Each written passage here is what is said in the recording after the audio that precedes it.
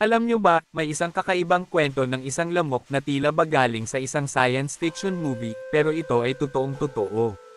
Noong 2013, isang grupo ng siyentipiko ang nakatuklas ng isang lamok na na-preserve sa loob ng amber sa Montana, USA.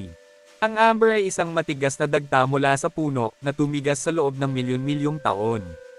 Sa paglipas ng panahon, ang dagta ay naging parang bitag para sa mga insekto, at kapag natrap sila, hindi na sila makakatakas.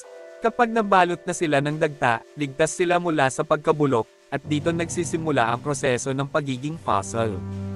Pero ang lamok na ito ay espesyal dahil may laman pa itong dugo sa tiyan. Ayon sa pagsusuri, tinatayang mahigit 46 na milyong taon na itong namatay. Mas matanda pa ito kaysa sa unang paglitaw ng modernong tao sa mundo. Ang pagkakaroon ng dugo sa fossil ay bihirang-bihira dahil karaniwang nasasayra agad ang malambot na parte ng katawan sa paglipas ng panahon. Sa dugo na ito, posibleng naroon pa ang DNA ng hayop na kinagat niya.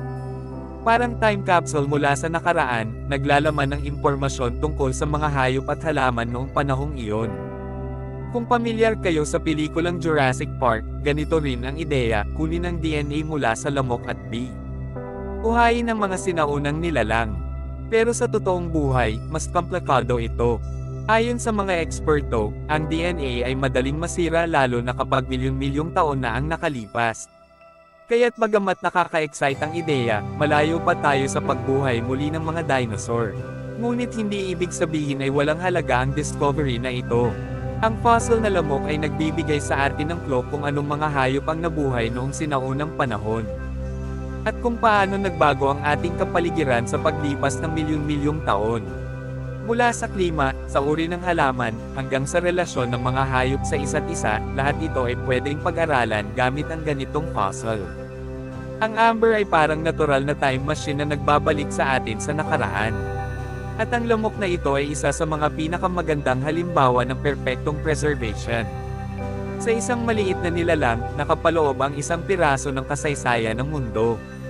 Isipin nyo, mula sa paglipad niya sa sinaunang kagubatan, hanggang sa matrap siya sa dagta, at ngayon, nakikita natin. Muli, ang science ay hindi lamang tungkol sa hinaharap, kundi pati sa pag-unawa sa ating nakaraan. At sa bawat bagong tuklas, mas lumalalim ang ating kaalaman sa mundo. Kaya't sa susunod na makakita ka ng lamok, isipin mo, baka sa loob niya, may nakatagong piraso ng kasaysayan.